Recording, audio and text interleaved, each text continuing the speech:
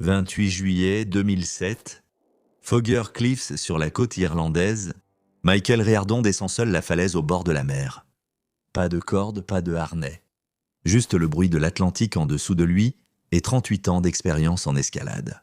La voie sous ses pieds, il l'a déjà grimpée, la roche est sèche. Les conditions sont parfaites. Il maîtrise parfaitement ses gestes en redescendant 180 mètres en désescalade. Son ami photographe se tient sur la rive, l'observant et prenant des photos d'un grimpeur de légende en solo intégral qu'il rapportera à sa femme et à sa fille de 13 ans. Et puis, soudain, sans prévenir, il n'est plus là. C'est ce qui s'est passé dans les dernières minutes terrifiantes de Michael Reardon. Bienvenue dans l'extrême. J'ai récemment couvert beaucoup d'histoires d'escalade, mais honnêtement, celle-ci est l'une des plus inattendues et terrifiantes que j'ai racontées.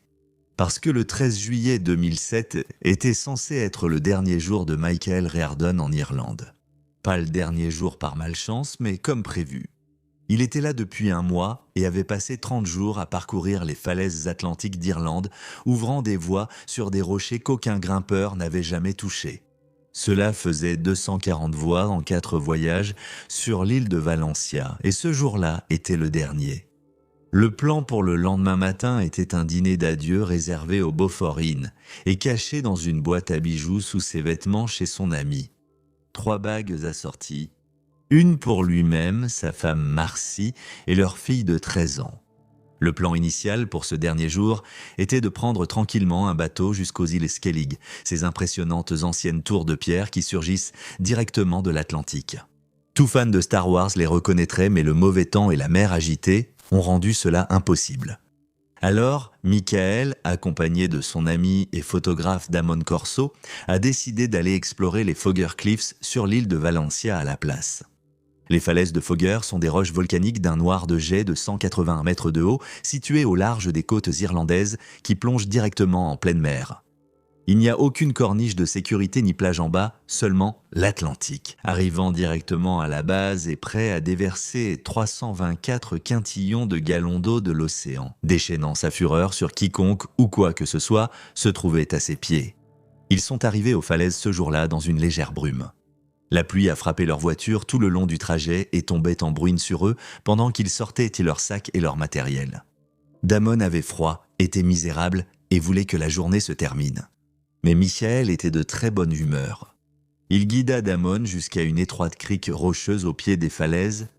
Ils s'arrêtèrent à seulement 5 mètres au-dessus de l'océan Atlantique déchaîné. D'énormes vagues s'écrasaient tout autour d'eux, projetant violemment des embruns salés sur les rochers. Pour presque tout le monde sur Terre, c'était un endroit dont il fallait s'éloigner. Mais Michael se contenta de sourire. Sans dire un mot, il se tourna vers la falaise et commença à se préparer à grimper comme il le faisait toujours, sans corde ni harnais. Juste ses chaussons d'escalade, de la magnésie sur les doigts et la confiance absolue perfectionnée au fil des années à affronter des défis impossibles sur la paroi rocheuse. La voie qu'il s'apprêtait à grimper ce jour-là était cotée 5.12A, proche de la limite de ce que le corps humain peut accomplir sur la roche. Les grimpeurs professionnels s'entraînent pendant des années rien que pour tenter cette cotation avec une corde, un partenaire en bas et chaque pièce de protection moderne fixée dans la paroi au-dessus de leur tête. Michael n'avait jamais grimpé cette voie sur ce rocher. Personne ne l'avait fait. Chaque mouvement sur la paroi était une question à laquelle il répondait en temps réel, avec l'Atlantique à 10 mètres en dessous de lui et rien entre lui et l'océan, si ce n'est sa propre capacité à lire le rocher qu'il n'avait jamais vu auparavant. C'est ce que les grimpeurs appellent un « on-site free solo ». C'est vu comme l'acte le plus dangereux qu'une personne puisse volontairement faire sur une paroi rocheuse. Si vous vous demandez pourquoi il a choisi de faire cela volontairement, c'est parce que Michael Reardon ne vivait tout simplement pas comme la plupart des gens. Né le 1er mai 1965 à la base aéronavale de Quonset Point dans le Rhode Island, la mère de Mike est partie alors qu'il était très jeune. Il a grandi avec son père, déménageant de ville en ville à travers le pays, parfois sans adresse fixe, parfois sans rien d'autre à manger que de la soupe de pissenlit pour tenir la semaine. Aucune protection ni filet de sécurité. Dès le début de sa vie, l'incertitude n'était pas une menace. C'était juste un mardi. Il a déménagé en Californie à 19 ans en 1984 à l'époque où on pouvait acheter une maison avec un seul revenu et où l'escalade commençait tout juste à se définir comme une discipline sérieuse. De petits groupes passionnés conduisaient des vannes délabrées vers des parois isolées et faisaient sur le rocher des choses encore sans nom. Michael est tombé à corps perdu dans ce monde-là. Vers 1987, un grimpeur chevronné nommé Steve Warbello lui a fait découvrir Taki's Rock en Californie, une paroi de granit de 300 mètres sur laquelle des grimpeurs expérimentés se mettaient à l'épreuve depuis des décennies. Et c'est là que tout a commencé. Michael allait passer les 20 années suivantes à se forger un palmarès d'escalade qui repoussait les limites de ce sport en pleine expansion. Il a gravi plus de 7800 km de parois verticales. Pour mettre cela en perspective, cela équivaut à gravir le mont Everest du camp de base au sommet plus de 900 fois, et la plupart du temps sans corde. Alors que le reste du milieu de l'escalade se tournait vers des tapis rembourrés, du matériel spécial et des protocoles de sécurité stricts, Michael a pris la direction opposée. Il était un grand fan de John Baccar, le grimpeur en solo intégral qui escaladait des voies à des niveaux que personne d'autre n'osait tenter sans corde depuis la fin des années 1970. Comme Baccar, Michael se présentait sur les parois les plus difficiles d'Amérique, vêtu d'un jean bleu et d'un t-shirt en coton rouge vif. Pas de corde ni de harnais de sécurité, car il pensait que la corde faisait l'effet d'une ancre qui le distrayait du mouvement pur sur la roche. Pour se sentir plus libre, parfois, il grimpait en short Superman. Pour encore plus de liberté, il a même grimpé complètement nu une fois. Il était bruyant, joyeux et impossible à ignorer comme grimpeur. Mais sur le rocher, il était un véritable professionnel. Chaque mouvement était mesuré, chaque saut était soigneusement réfléchi à l'avance. Il se mouvait comme l'eau, comme Bruce Lee sur un rocher. La majorité des grimpeurs en solo intégral utilisaient tout d'abord une corde pour explorer une nouvelle voie. Michael est allé encore plus loin.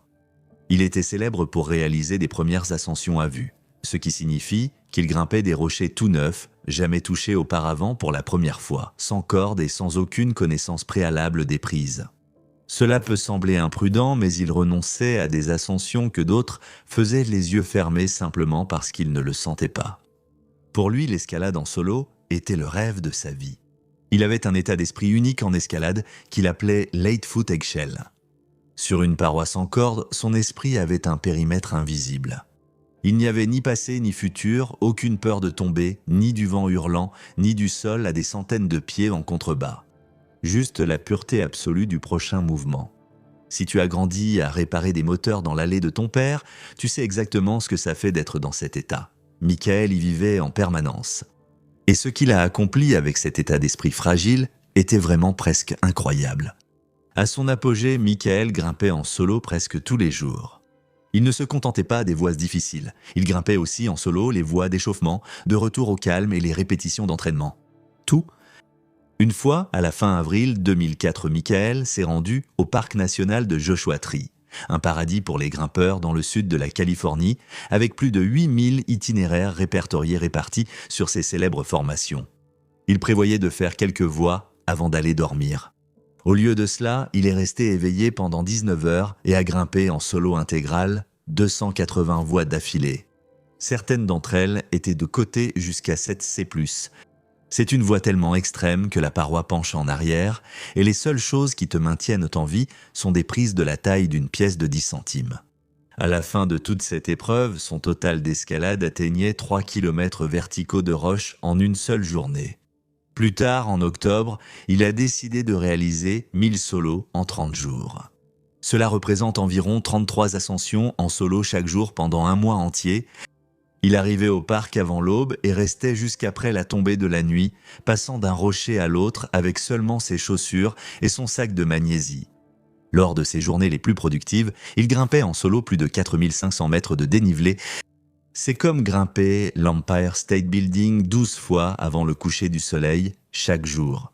L'année suivante, en août 2005, il s'est attaqué à l'une des voies de montagne les plus ambitieuses des États-Unis, la traversée des Palisades dans la Sierra Nevada. C'est une arête déchiquetée de 14 km reliant 26 sommets différents, dont 6 culminent à plus de 4200 mètres d'altitude. La première équipe l'ayant réalisé a mis 7 jours sur l'itinéraire après avoir passé une semaine à cacher nourriture et provisions le long du parcours. La deuxième équipe avant lui a mis 12 jours pour faire la même chose. Michael a commencé sans aucun ravitaillement caché sur l'itinéraire. Il a terminé 22 heures plus tard. Un homme comme ça, un grimpeur comme ça ne survit pas par chance. Il survit parce qu'il a un contrôle absolu et total sur le monde vertical. Il sait exactement ce qu'il fait et exactement de quoi son corps est capable. Avant de partir pour l'Irlande, Michael avait confié à un ami et rédacteur en chef de magazine, en off, que son plan ultime était de grimper en solo intégral une voie appelée Free Rider sur El Capitan. Cette voie s'étendait sur 900 mètres de granit californien en ligne droite vers le sommet. Si vous suivez l'escalade Wesbermer, vous savez que c'est exactement la voie qu'Alex Honnold grimperait sans corde une décennie plus tard, devenant ainsi une icône mondiale. Michael Reardon prévoyait discrètement de le faire en premier. Tout ce mois passé en Irlande, il s'entraînait mentalement et physiquement pour le plus grand objectif de l'histoire de l'escalade. Alors, lorsque Michael monta sur une paroi que personne n'avait jamais escaladée auparavant, le 13 juillet 2007, il s'est probablement rappelé ce qu'était cette ascension. Un essai, une étape du processus. L'itinéraire de Michael ce jour-là se trouvait sur le versant nord des falaises, où la roche de serpentinite noire comme du jet plongeait directement dans l'Atlantique. À environ 10 mètres de là, Damon se trouvait juste en face, sur une corniche rocheuse plate, prenant des photos de l'ascension. Ils étaient séparés par un étroit bras d'eau agité de l'Atlantique. Les premiers mouvements étaient les plus durs. La roche mouillée et l'absence de traces de magnésie obligeaient ses doigts à explorer la serpentinite noire inconnue à la recherche d'une prise. Au niveau de difficulté auquel étaient de côté les voies, c'est qu'ils grimpaient. Les prises qui sont extrêmement fines, même dans les meilleures conditions. Aujourd'hui, elles étaient recouvertes de sel humide à cause des vagues déferlantes. Sous lui, l'Atlantique déchaînait toute la force violente de l'océan contre la base de la paroi. Un seul faux pas avec une chaussure mouillée, une seule prise qui cède, et il tomberait en arrière, à l'aveugle, dans l'eau blanche, en furie. Mais Michael lisait la pierre nue en temps réel, accrochant ses doigts couverts de magnésie à des arêtes invisibles et pressant ses chaussures en caoutchouc sur de minuscules prises dans la roche glissante. Il se déplaçait avec une grâce fluide et terrifiante, grimpant les falaises rocheuses avec une perfection mécanique absolue. Il montait encore et encore jusqu'à ce qu'il atteigne lentement et prudemment le sommet. Première ascension terminée. Il s'est arrêté un instant au sommet, l'Atlantique s'étendant à l'infini derrière lui, l'Irlande dans son dos, le mur noir de jet sous ses pieds. Tout ce qu'il avait à faire, c'était de redescendre. Cette fois, il descendait par un itinéraire complètement différent, côté 5-10, donc plus facile. Voici ce que la plupart ignorent sur l'escalade sans corde. Descendre est infiniment plus dangereux que monter. Quand tu montes, tes yeux te montrent le chemin. Tu peux voir la roche, planifier la séquence, et ton corps suit. Redescendre, c'est grimper à l'aveugle. Ton corps t'empêche de voir le mur sous toi. Tu dois descendre tout ton poids dans le vide, en tendant un pied sous toi, et en faisant confiance à ta force de préhension et à ta mémoire, pour trouver un rebord aussi fin qu'une lame de rasoir que tu ne peux même pas voir. Une seule erreur de calcul, un pied posé 2,5 cm trop à gauche, et la gravité l'emporte. Mais Michael s'en est sorti. À 17 heures, ses chaussures en caoutchouc ont touché la roche plate d'une petite plateforme sur une dalle de pierre plate qui dépassait de la paroi de la falaise. Pas le sol ni une plage, mais une petite corniche de roche située à environ 4,5 mètres directement au-dessus de l'Atlantique déchaîné. La roche sous ses pieds était noire, couverte d'algues épaisses et humides, et aussi glissante que de la glace. Ce lieu n'était pas sûr, mais il ne comptait pas y rester longtemps. Il avait fait ce qu'il était venu faire sur l'île de Valencia. Juste en face de lui, de l'autre côté de l'étroit bras de mer, à peu près au même niveau, son ami Damon avait passé toute l'ascension l'appareil photo levé, capturant chaque mouvement terrifiant. C'était grisant au début, mais l'adrénaline de voir son ami survivre s'était dissipée. Damon était transi de froid, trempé jusqu'aux os par la pluie glaciale, et plus que prêt à retrouver la chaleur de leur hôtel. Il baissa son appareil photo, s'essuya le visage et cria par-dessus le fracas des vagues qu'il était temps de tout ranger et de partir. Le voyage d'un mois entier était officiellement terminé. Pour rejoindre Damon, Michael n'avait qu'à traverser les 3 passages d'eau agités où l'Atlantique s'engouffrait et se retirait entre eux. Aucune escalade n'était nécessaire. Mais on ne pouvait pas simplement traverser à pied. Il fallait attendre une accalmie entre les grosses vagues, bouger rapidement et atteindre l'autre côté avant que la prochaine série n'arrive. En attendant, Michael observa autour de lui. Les vagues qui s'engouffrèrent dans l'entrée étaient de véritables houles de l'océan Atlantique, ininterrompues sur 3000 miles, forçant leur passage dans ce chenal étroit et explosant contre les parois de roches noires de tous côtés. C'était violent. C'était magnifique. Il devait graver ce paysage dans sa mémoire pour toujours. Alors, il regarda Damon à travers la brume épaisse et cria qu'il ne voulait pas partir tout de suite. Il demande à son ami de relever son appareil photo et de prendre quelques dernières photos pour se souvenir de cette journée. Il demanda une photo de lui debout, là, sur la dalle, posant avec les vagues massives et violentes qui s'écrasaient contre les falaises derrière lui. Damon poussa un soupir frustré. Il leva les yeux au ciel. « Allez, Mike, il est temps de partir d'ici, pensa-t-il. » Mais même s'il avait froid et voulait rentrer chez lui, il était aussi un bon ami et un photographe passionné. Alors, il accepta. Il remit l'objectif lourd devant son œil, encadra Michael devant l'océan Atlantique déchaîné et commença à appuyer sur le déclencheur. Et c'est exactement à ce moment-là que le piège s'est refermé. Voyez-vous, tandis que Michael se tenait détendu, prenant la pose, complètement à l'aise sur un rocher aussi glissant qu'une plaque de verglas au milieu de l'Atlantique, l'eau bouillonnait d'une énergie chaotique et imprévisible. L'île de Valentia se trouve à l'extrême bord de l'Europe, avec des milliers de kilomètres de pleine mer entre elle et l'Amérique. Chaque tempête qui traverse cet océan envoie son énergie directement contre ces falaises. Et normalement, on peut le lire. On peut entendre les vagues se former, on peut les voir arriver, on peut les chronométrer. Mais parfois, une vague entre dans une étroite crique et la géométrie la comprime et l'amplifie en une grande vague rapide et massive qui balaie tout sur son passage. Et l'océan ne prévient pas quand cela va arriver. Alors que Damon prenait des photos, il a vu en quelques secondes à travers l'objectif de son appareil qu'une vague massive se courbait directement vers la crique et se dirigeait droit vers la section où Michael se tenait. Quelques secondes plus tard, la vague a frappé. Ce qui s'est passé ensuite était brutal. Les eaux autour de Michael se sont violemment élevées de plusieurs pieds et ont déferlé directement sur la seule plateforme plate où Michael se tenait. Il n'y avait pas une seconde à perdre. L'eau a frappé Michael avec la force d'un train de marchandises, au niveau des genoux et l'a renversé, le plaquant sur le dos sur la roche couverte d'algues, tandis que l'eau déferlait tout autour de lui. Au moment où il a senti la vague le frapper, les 20 ans d'instinct de survie de Michael Réardon ont aussitôt pris le dessus. Il n'a pas paniqué, il a levé les yeux et au-dessus de la plateforme, il y avait une corniche plus haute. S'il pouvait l'atteindre, il serait hors de portée de la vague. Il lui a tendu la main et a aussitôt tenté de grimper. Ses doigts blanchis précèdent contre la serpentinite noire de jet, cherchant quelque chose, n'importe quoi à agripper, quelque chose pour se hisser hors de portée de l'eau. Il trouva le rebord et s'y agrippa. Ses mains étaient dessus, il y était presque. Mais les vagues ne font pas que frapper. Elles se retirent. L'eau au pied des falaises de Fogger n'est pas simplement une étendue de mer ordinaire. À cause de la forme des rochers, cela agit comme une immense machine à laver. Alors, lorsque d'énormes vagues de l'Atlantique frappent la falaise, l'eau rebondit, créant des courants violents et tourbillonnants qui tirent vers le bas avec une force écrasante. Michael a de nouveau été violemment frappé par le ressac. Il a perdu sa prise et il était en train de tomber. Mais malgré tout, il a tendu les mains en avant pour agripper la surface, essayant d'attraper quelque chose, n'importe quoi pour s'accrocher. Mais il n'y avait rien.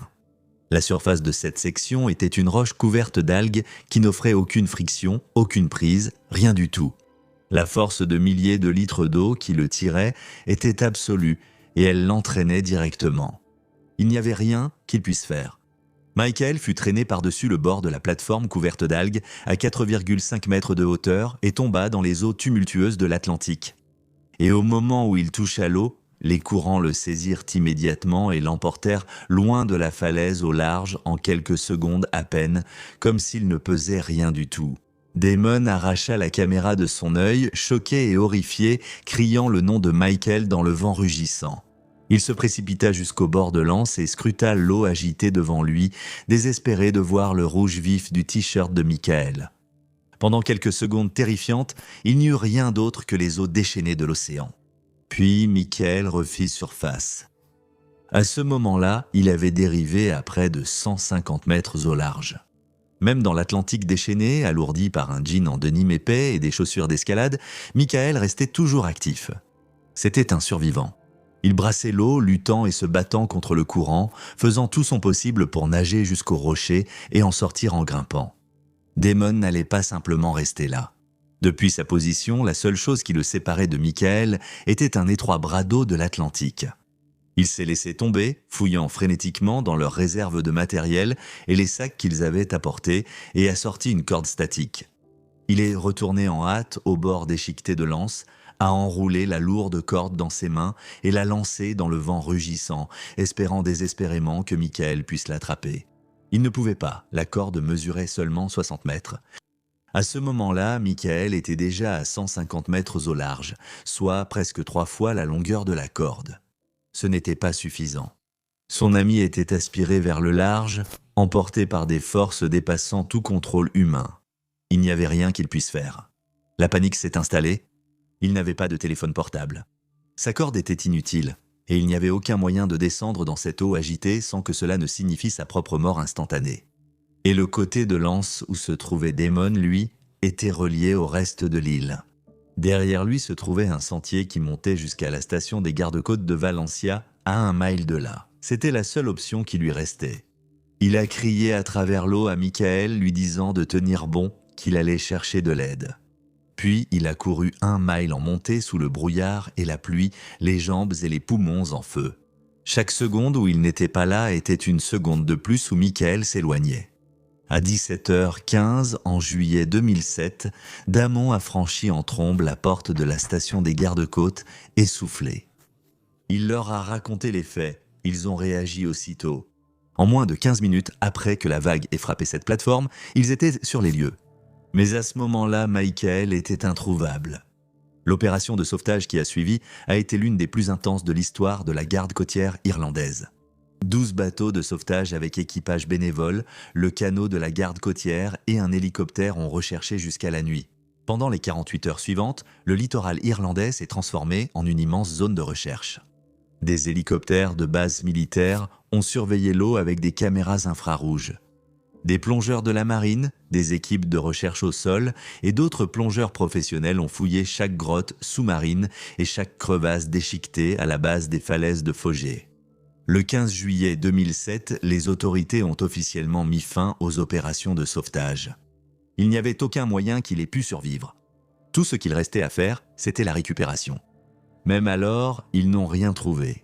Ni son corps, ni ses vêtements, ni ses chaussures, ni les colliers qu'il portait. Michael avait simplement disparu. Il avait 42 ans, et dans son dernier moment, cette coquille protectrice de 2,40 m était très probablement remplie de peur. Je suis sûr qu'il n'a même pas eu une demi-seconde pour penser à sa compagne et à sa fille. Vous vous posez probablement la même question que moi lorsque j'ai découvert cette histoire. Pourquoi diable un homme dont toute la vie était construite autour de la gestion précise du danger a-t-il décidé de rester en danger pour prendre des photos? Maintenant, voilà le truc. Chaque mois, je fais une vidéo uniquement pour Patreon. Les avertissements étaient de là. Vous ne le verrez nulle part ailleurs. Si c'est votre truc, les liens sont dans la description. Il y a plusieurs choses en jeu ici. D'abord, la biologie. Lorsque vous êtes en réel danger physique, vos glandes surrénales inondent votre sang d'adrénaline et de cortisol. Votre rythme cardiaque s'accélère, votre vision s'aiguise, votre cerveau concentre toute son attention sur la menace immédiate devant vous. Tout le reste disparaît. La 8-foot eggshell décrite par Michael n'était pas qu'une philosophie. C'était son système nerveux qui faisait exactement ce pourquoi 3 millions d'années d'évolution humaine l'ont façonné. Une fois le danger passé, ce bouclier tombe. L'adrénaline a une demi-vie de 1 à 3 minutes. Au moment où Michael est descendu de ce mur, la substance chimique qui le maintenait en vigilance maximale avait déjà disparu. Son cerveau avait enregistré la tâche comme accomplie, menace neutralisée, alerte levée. Tu connais cette sensation, tu l'as déjà ressentie, même si ce n'était pas sur une falaise au bord de la mer. Le retour après une longue journée de travail, quand le plus dur est passé et que tu te vois déjà à la table de la cuisine. À ce moment, une autre voiture surgit de nulle part. Et puis non, il y a la psychologie. Plus vous devenez habile à survivre à des situations dangereuses, plus votre cerveau commence discrètement à redéfinir ce à quoi ressemble le danger. Michael s'était tenu sur des murs qui tueraient la plupart des gens rien qu'en les regardant, puis il s'en était sorti indemne. Après 2 décennies passées à faire ça, son cerveau avait construit un modèle très précis de ce qu'était une véritable menace. Elle avait une forme verticale avec des prises et des entailles. Une plateforme rocheuse plate à 4,5 mètres au-dessus de l'eau ne correspondait pas à ce modèle. Cela ne ressemblait pas à ce qui avait tenté de le tuer auparavant, donc son cerveau ne l'a pas vu ainsi. De plus, il est rare que des vagues assez grandes atteignent la plateforme où se trouvait Michael. Michael y était allé 2 semaines plus tôt. La plupart du temps, l'eau reste à sa place. Pour que Michael Riordan meure cet après-midi-là, l'adrénaline qui alimentait sa vigilance devait avoir disparu. Son cerveau devait avoir classé la menace comme terminée. Un mois de travail au bord de l'Atlantique avait dû peu à peu banaliser l'océan agité au point d'en faire un simple décor plutôt qu'un danger. Et la vague devait se courber selon exactement le bon angle, dans exactement la bonne anse, au moment précis pour atteindre précisément la plateforme où il se tenait. Tout devait mal tourner. Tout a mal tourné. À des milliers de kilomètres de là, ce vendredi matin en Californie, Marcy Riordan était troublée. Elle avait passé la matinée à lutter contre un sentiment inexpliqué. Un sentiment lourd et suffocant que quelque chose n'allait pas. Elle n'en pouvait plus, alors elle a pris son téléphone et a composé le numéro de Michael juste pour prendre des nouvelles. Damon a répondu, et à cet instant, la femme d'un homme qui avait passé 20 ans à survivre à l'impossible a su exactement à quel moment l'océan avait gagné. On dit qu'une épouse le sait toujours. Michael Riordan est officiellement porté disparu, présumé mort. Il n'y a pas de corps et aucune possibilité de faire son deuil. Il ne reste que le souvenir d'un homme qui vivait sans corde et les traces blanches de magnésie d'un dernier geste désespéré laissé sur la côte irlandaise. Michael croyait que son expérience lui donnait le contrôle sur un environnement totalement impitoyable. Mais ce grimpeur suivant a été laissé pour mort dans la neige à 8000 mètres d'altitude 2 fois pendant 15 heures. Ils ont dit à sa femme qu'il était parti, et tout ce qu'il restait, c'était ses orteils gelés et son visage atteint de gelures. Mais ensuite, elle a reçu un autre appel. Ne manquez pas notre prochaine histoire.